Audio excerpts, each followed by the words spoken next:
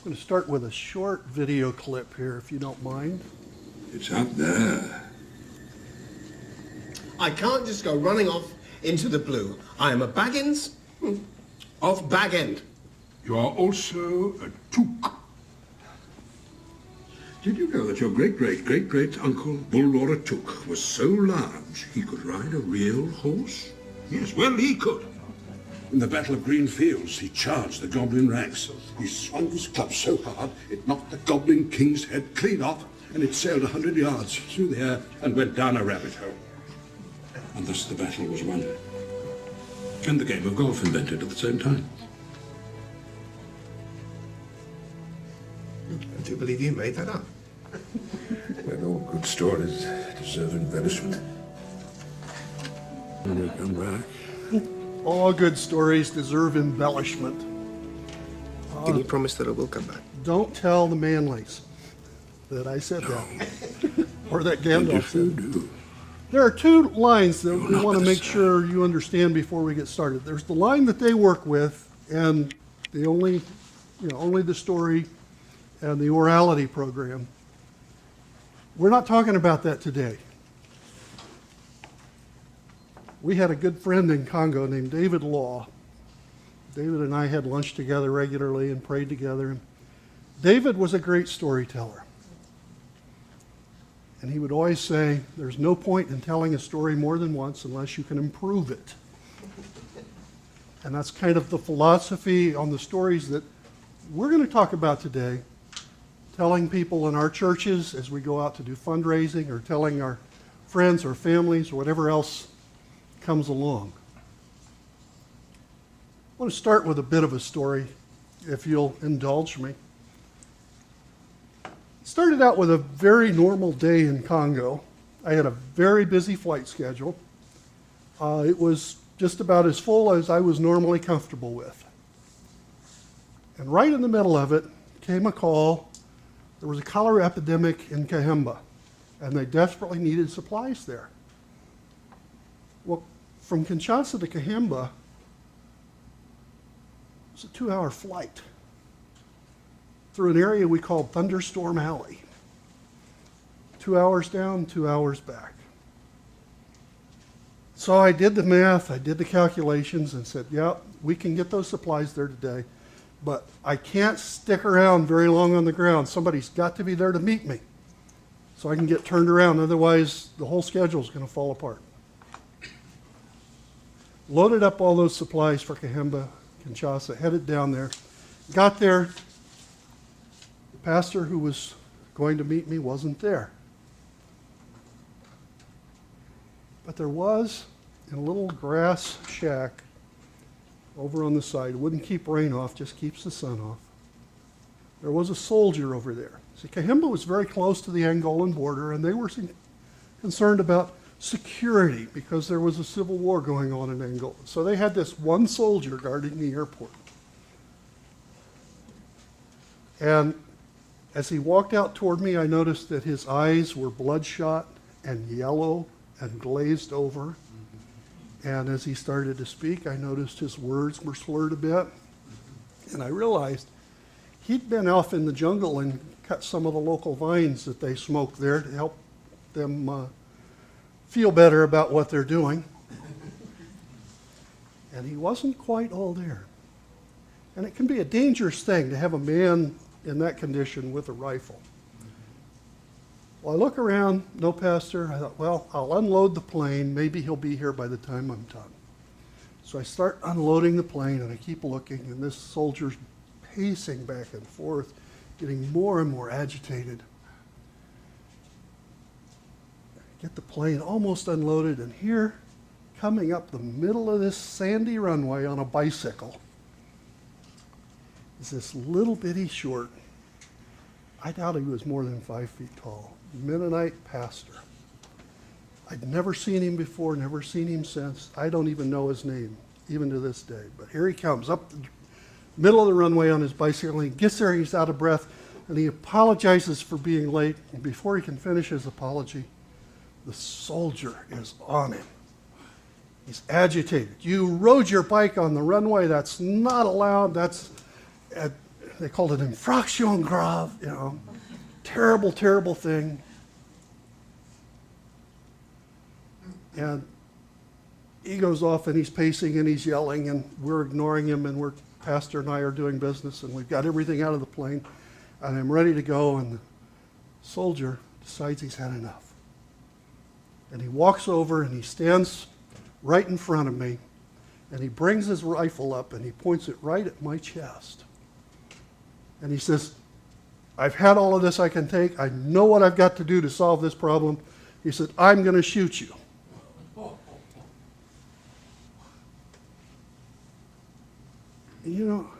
At that instant, I prayed. Very short prayer, one I've used several times in my life. And in retrospect, I always think that it was a rather silly thing to pray. But I always go back to that one. The prayer, God, I hope you have a plan. Planning is what we're here to talk about today. Planning your story. Getting your story out there to people. Why are we telling a story? We don't want to just tell a story to be telling a story. Unless you're around a campfire or you've got your kids on the floor, your grandkids there. We're not telling stories when we go into churches, when we're talking to supporters. We're not telling stories just because we like to hear ourselves tell stories. We have to have a point. We have to know what we're trying to get across. There has to be a reason for us to use a story in a presentation. And that reason is key in helping you identify the stories you want to use when you're doing presentations. Want to make sure that it grabs our audience. Have I grabbed you yet with my story? A good story will be remembered. I've gone into churches where I spoke in the early 90s.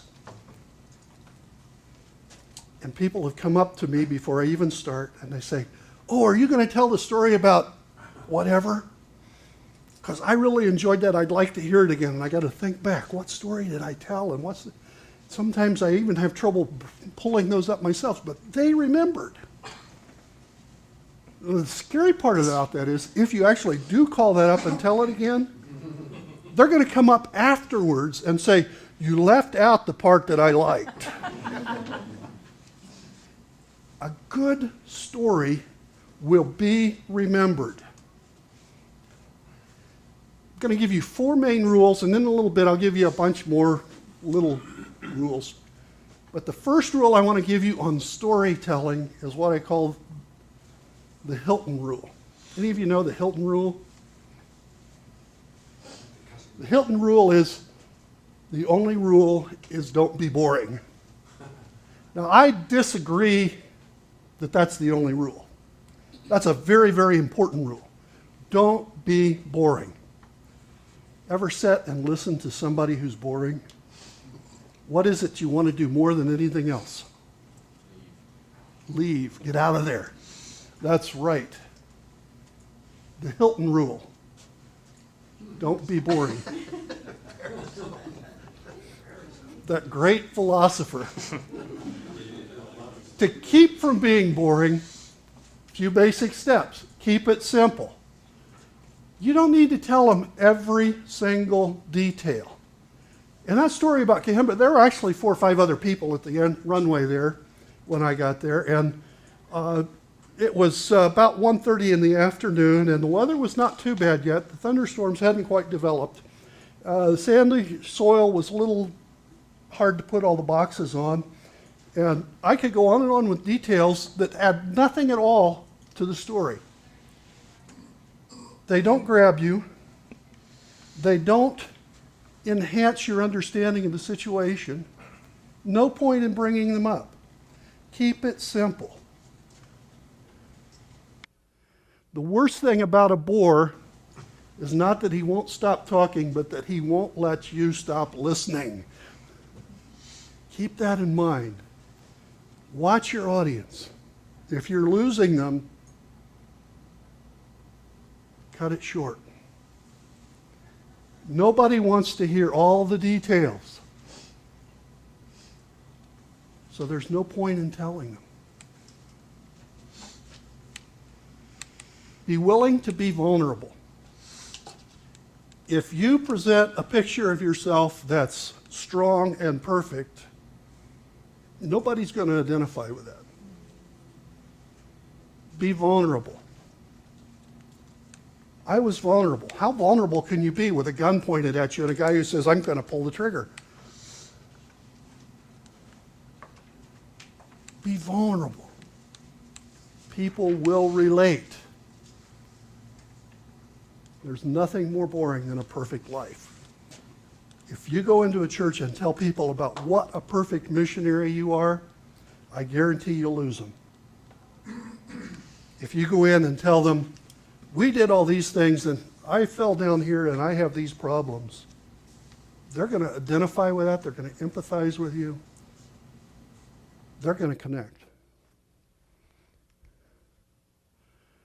Don't be afraid to leave them hanging.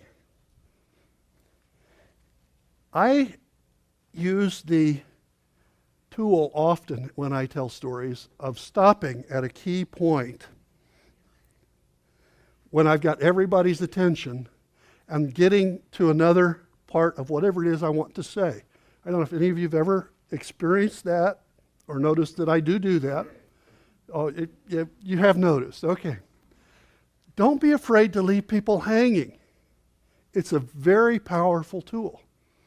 I've got all of you right now. I haven't lost anybody. I left you hanging. Stop when you're done. Ever heard a storyteller that gets to the end of the story and then just keeps going and going? Well, after I got out of that, I flew on home and had dinner with my wife and kids. I think we had pizza that night, and we took the kids into bed, and I played with the dog a little bit, and I was reading a Tom Clancy book that evening. Who cares? Who cares? Stop when you're done. Rule 2, the Gandalf rule. You already know that. I showed you the video. Embellish is a little powerful. David Law's rule that there's no point in telling a story more than once unless you can improve it is probably a better rule. And in this type of storytelling, you will improve your stories anytime you tell them more than once. It's automatic. You don't have to think about it. It works a little better if you do think about it. All oral stories get better with time. First of all, we're human, and our memories don't function all that well sometimes. When we tell a story over and over and over again, it's actually been proven that our memories will actually change slightly with time. And we will remember things the way we're telling them rather than maybe the way they were exactly. One of my early stories, one of my better early stories, first time I told it, one of our other MAF pilots who was actually there and part of the story was in the audience. I embellished that story a little bit. I added some things that painted a little more vivid picture. Afterwards, he came up and he said, I remember that. And I'm standing there thinking, but I made that up. The story gets better with time, partially because our memories are not perfect, but to a big extent because we watch our audience. We look at the people we're talking to, and we see what they respond to. We see when they zone out. Okay, if I'm telling a story and I get to a particular section and 3 times in a row, 3 times I'm telling it in a row in 3 different churches, the whole audience zones out when I get to a particular chunk of the story, guess what I'm going to do the 4th time? I'm going to leave that out. If I tell a joke and it goes over really good, That's staying in. Watch your audience. If you pay attention, they will tell you what is good and what you need to drop. Not in words, just in facial expressions and reactions. You want to keep it fresh. I've got a good example of this, and that's on a joke that I used to tell. Back in the 90s, early 90s, when we'd go on furlough, I'd tell a joke in the early part of my presentation about while I was flying, Valley's job was to flight follow. And she had to be there and she had to keep track of me. So her job description was to know where I was every minute of every day. Then I'd turn it around on the audience. I'd say, how many of you men would like your wives to know where you are every minute of every day? And that'd get a good response, a good laugh. And I'd ask the wives, how many of you would like to have to know where your husband is every minute of it? That joke doesn't work anymore. Today there's an app for that. And people do it with their cell phone. Why would you even want? Never mind. Pick stories that tie into current events. As we're preparing for our MP trip in a few weeks, I'm considering recycling some of my stories about Ebola. When I was flying the supplies in and out, when we flew live virus samples, when Valley and our youngest daughter got quarantined because of exposure to it, those are current events. Even though it happened 20 years ago, that's a current event. That's a current story. That's something that people will hang on. Pick current events. Tie into the current events. Mark Twain's rule. You remember Mark Twain? You've heard of him. Okay. Mark Twain was a great storyteller. And if you really want to get into short stories and storytelling, pick up a collection of his short stories. Even though they're more than 100 years old at this point, they're still very relevant and valid. It's a great example. Mark Twain said, if you wish to lower yourself in a person's favor, one good way is to tell his story over again.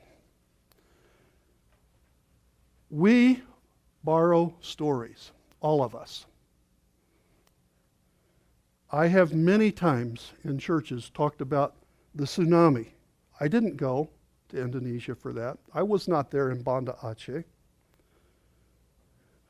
We talk about learning technologies and other things that we're not directly involved with when we're out on deputation.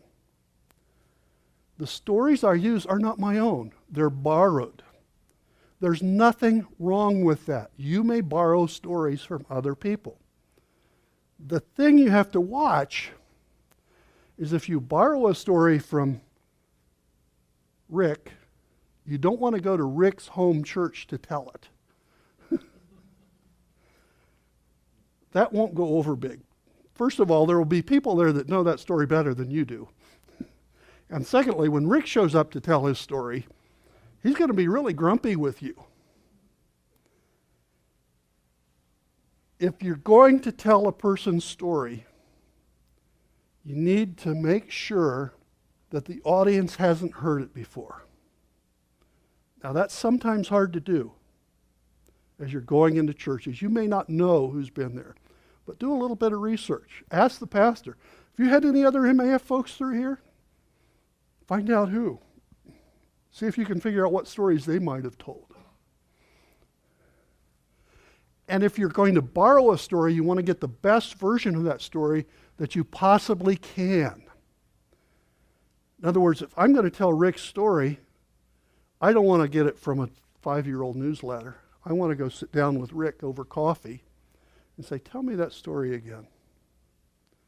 I want to question him and drill down and find out the bits that maybe didn't make it into the newsletter. Rule 4. How many of you know who Arthur Godfrey was? Wow, I'm getting more hands every time I ask that question. Part of it because I've educated a few folks. A lot of people don't remember him. He was arguably one of the great broadcast personalities of the 20th century. He started on radio in the 1920s. He was spending 6 hours a day on CBS during the 50s, presenting news and doing talk and interviews. 6 hours a day. He was a pilot. But on the way to one of his flying lessons in the early 30s, a drunk driver in a truck crossed the center line of the highway, hit him head on. And he was in the hospital for months, and he was years recuperating. He actually missed being able to be a pilot in World War II because he wasn't fully recovered yet. While he was lying there in the hospital, he listened to the radio. And what he noticed was that all of the broadcasters, bar none, were yelling at him as he lay there in bed. They weren't talking to him, they were yelling at him. And he told a story that at one point he just got tired of it. And he yelled at the radio, "Hey, it's just me. Talk to me." And that one moment influenced his entire broadcast career and made him one of the most powerful broadcasters in the 40s and 50s. Now, he lost out later in the 50s by trashing one of his sponsors on the air. It was Chesterfield Cigarettes, and he'd just been diagnosed with terminal lung cancer.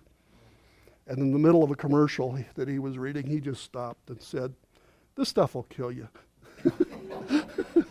Anyway, that's another story. He was one of the few people in the world in the 1950s who was checked out on every airplane the U.S. military had. I digress. Well, as I was standing there with that rifle pointed at my chest, and that soldier ready to shoot me, this little short Mennonite pastor, whose name I can't tell you, who I'd never seen before that day, and whom I never have seen since, stepped between me and the end of that rifle. And he said to that soldier, "No, if you have to kill someone, kill me in his place."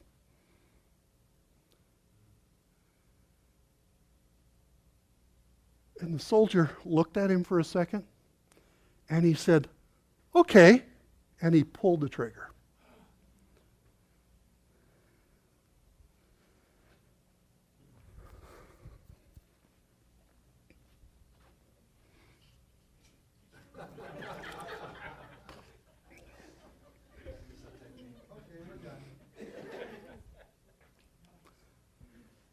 A few other rules I want to go over here before we get too far, before we wrap up, and I know my time is running out, and I don't want to run over. But as we're telling stories, we want to make it personal, if we can at all. If it's your story, if it's about you, make it personal. Tell them things that help them to get to know you. Paint a picture. We had a soldier with bloodshot eyes that were yellow and glazed over. Another of my stories, I was standing on top of a building in Brazzaville, looking over toward Kinshasa at sunset, and the sun was shining on the hills in the background. They were green and pink and orange, and the sky behind me was orange and pink. And as I stood there in that silence, I could hear gunfire in Kinshasa across the river. Picture. Paint the picture. Chunk it. Don't be afraid to stop at a key point, or even at a point where you forgot something. Walk over, take a drink of water, pause, folks will stay with you. If you get to a point where you forget what you're saying and you start fumbling in your notes and you get all flustered, you'll lose them. Don't get flustered. Just back up, pause, take a drink of water, reflect, think about it for a second, and move on. They'll think it was planned. Include kids. Kids will always grab them, especially grandparents. If there are grandparents in the audience, the kids will get them every time. As I was looking across the river at Kinshasa and heard that gunfire, my gut was in a knot because my 13-year-old daughter was over there in the midst of that, and I couldn't get her out, and I couldn't get to her. And when I told that in churches, every grandparent in the audience started crying. And they were there, and they felt it, and they saw the picture. And include dialogue, especially powerful dialogue. I'm going to shoot you. Fairly short, brief statement, but it says mountains.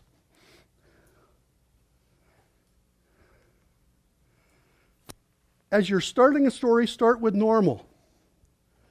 It was a normal flight day. I had a normal flight schedule. I was really busy. And then it took a left turn. And I had to do this medical delivery. Know when to stop. They don't need to know that when you were lying in bed that night you were reading Tom Clancy. Know when to stop. You have to have a place to wrap it up. Don't leave people hanging forever. A few minutes is okay, but not forever. And let's finish that story. That soldier pulled that trigger, and the rifle did not fire. And he reached down and he grabbed the bolt and he tried to open the breech, and it got about halfway open and it jammed. And he couldn't get it open and he couldn't get it closed. And he stood there and he was jerking and pushing and shoving, and he was getting more and more frustrated. You could see the frustration on his face.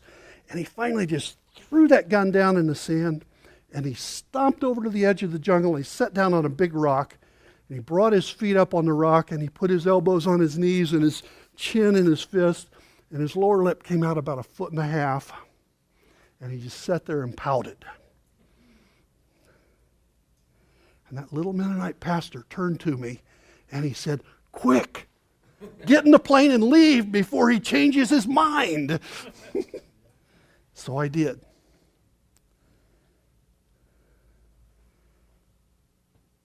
Concluded the story. I could add a few comments on that story.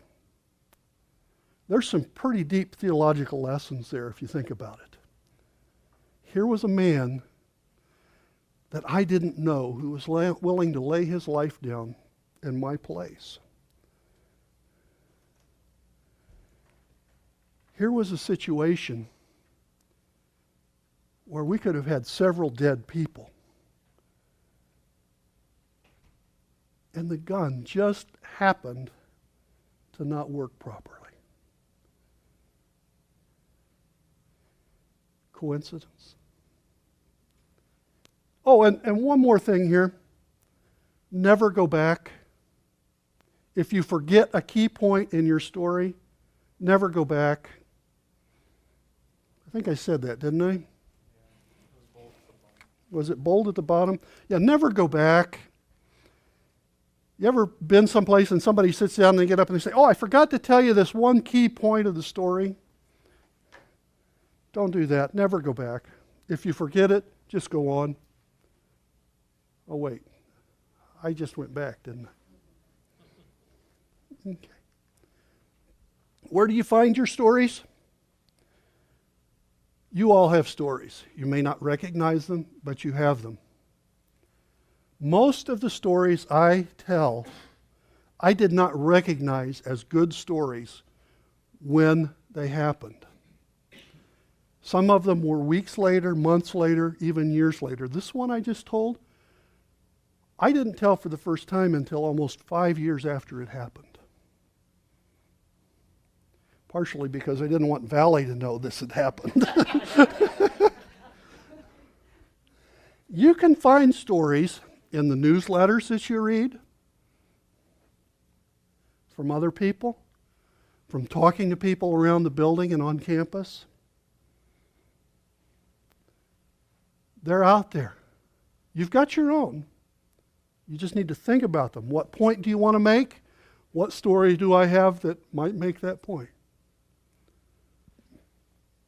Get other people's stories. Make sure that you talk to them if you're going to use their story.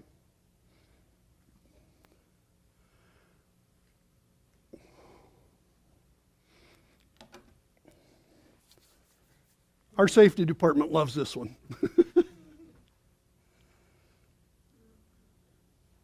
One thing that I want to close with, some of you may think I still am, but at one point I was a really, really bad storyteller.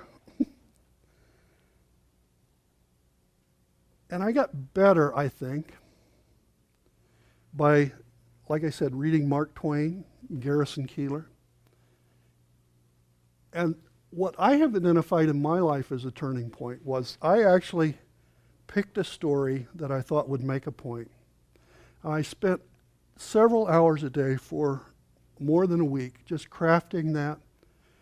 And I decided I didn't really know what my style was. So I borrowed Garrison Keillor's style for that particular presentation. And it went very well. And in the coming months and years, I developed my own style that had parts of other people's. Storytelling may be a gift for many, but I don't think it was for me. It's something that most of us have to develop, and you have that capability, each and every one of you. Thanks for coming. Enjoy your lunch.